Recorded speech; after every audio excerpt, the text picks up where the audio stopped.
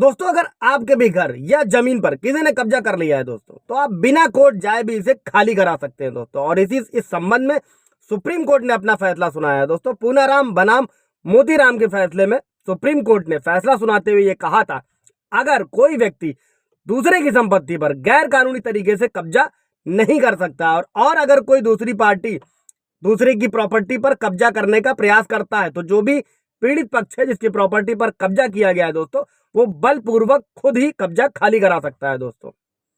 तो हालांकि इसके लिए जरूरी होता है कि आप उस प्रॉपर्टी के मालिक हो और वो आपके नाम हो, यानी उस प्रॉपर्टी का जो भी टाइटल है वो आपके पास में हो दोस्तों, तो आप 12 साल बाद भी बलपूर्वक अपनी प्रॉपर्टी से कब्जा खाली करा सकते हैं दोस्तों। और इसके लिए कोर्ट में मुकदमा दायर करने की जरूरत नहीं है दोस्तों। हाँ, अगर प्रॉपर्टी का टाइटल आपके पास नहीं है और कब्जे को 12 साल हो चुका है, तो आपको कोर्ट में केस करना होगा। और ऐसे मामलों की जो कानूनी कार्रवाई होगी दोस्तों, वो स्पेसिफिक रिलीफ एक्ट 1963 धारा 5(6) के तहत होता है दोस्तों। उस पर मैंने वीडियो बनाया हुआ, आप जाकर देख सकते हैं दोस्तों। तो जय नमस्कार, मैं एडवोकेट आशीष मिश्रा। लाइक कर दीजिएगा, शेयर कर दीजिएगा, सब्सक्राइब कर दीजिएगा दोस्तों, ताकि ये इन्फॉर्मेशन और लोगों को भी मिल सके और लोगों को भी बेनिफिट मिल सके दोस्तों।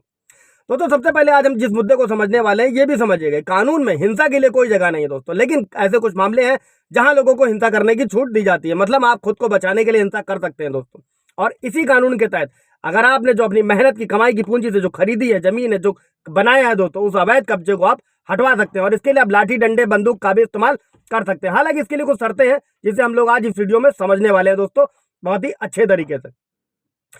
दोस्तों कब आप प्रॉपर्टी बचाने के लिए कब्जा करने वालों पर गोली भी चला सकते हैं, और कब आप प्रॉपर्टी पर कब्जा करने के बाद में कानूनी संरक्षण भी ले सकते हैं दोस्तों, और कब कानून से मिलता है दबंगई से अपना कब्जा खाली कराने का हक या राइट, समझ लेते हैं दोस्तों। इसी अधिकार को हम लोग इस वीडियो में समझेंगे। सुप्रीम कोर्ट का जजमेंट क्या है और क्या कहती है धाराएं। दोस्तों संविधान कॉन्स्टिट्यूशन हर नागरिक को आत्मरक्षा यानी कि सेल्फ डिफेंस का अधिकार देता है दोस्तों। संविधान की धारा 96 से लेकर 96 से लेकर 106 तक में आत्मरक्षा का अधिकार, उसके सारे नियम और प्रावधान बताए गए दोस्तों। और उसमें साफ साफ कहा गया है, कोई भी नागरिक अपनी जान और अपनी संपत्ति की सुरक्षा का अधिकार रखता है दोस्तों। और यह अधिकार आप पर लागू होता है कि अगर कोई जबरदस्ती आपको या आपकी संपत्ति को नुकसान पहुंचाता है, तो आप उसकी जान तक ले सकते हैं दोस्तों। अमूमन कोर्ट के जरिए इस बात को सुलझाया जाता है दोस्तों, लेकिन इसमें लंबा समय लगता है। वहीं अगर आप सक्षम है तो आप बल प्रयोग के जरिए भी बलपूर्वक भी अपनी जो है कानूनन अपनी संपत्ति वापस पा सकते हैं दोस्तों। और अगर आप संपत्ति की सुरक्षा के लिए बल का प्रयोग करते हैं तो सामने वाले की जान तक ले सकते हैं, यानी कि आप ताकत के जरिए अपनी संपत्ति को किसी भी कब्जे से छुड़ा सकते हैं। हालांकि आपको ऐसे विवाद से बचना चाहिए दोस्तों, किसी को जान लेने के बारे में बिल्कुल भी नहीं सोचना चाहिए। इसकी बड़ी वजह यह है कि फिर विवाद ज्यादा बढ़ेगा और कुछ भी होगा। सेल्फ डिफेंस अपनी जगह है, क्राइम अपनी जगह है दोस्तों, लेकिन सुप्रीम कोर्ट का जजमेंट क्या कहता है उससे हम लोग समझते हैं दोस्तों, कैसे ये कानून काम करता है।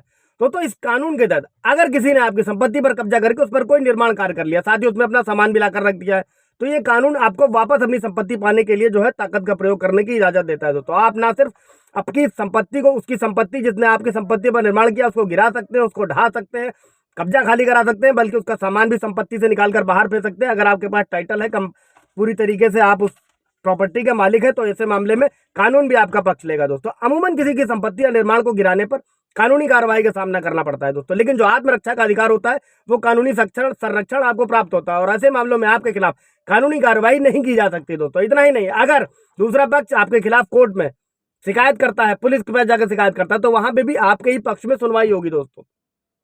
हाँ, यहाँ पर यह ध्यान देने वाली चीज है दोस्तों कि इस कानून के तहत आपको भले ही संरक्षण प्राप्त हो, आप अपनी संपत्ति को ताकत के इस्तेमाल से बिना कोर्ट जाए खाली करा सकते हैं दोस्तों, लेकिन इसकी कुछ पाबंदियां भी हैं, उनको भी समझ लीजिएगा दोस्तों। कि कानून ये कहता है कि आप उतनी ही ताकत का इस्तेमाल कर सकते हैं जितना कि सामने वाला आपके खिलाफ कर रहा है दोस्तों। यानी अगर आपकी प्रॉपर्टी पर कब्जा करने वाला आप पर लाठी डंडों से हमला करता है, तो आप भी इसी का इस्तेमाल कर सकते हैं।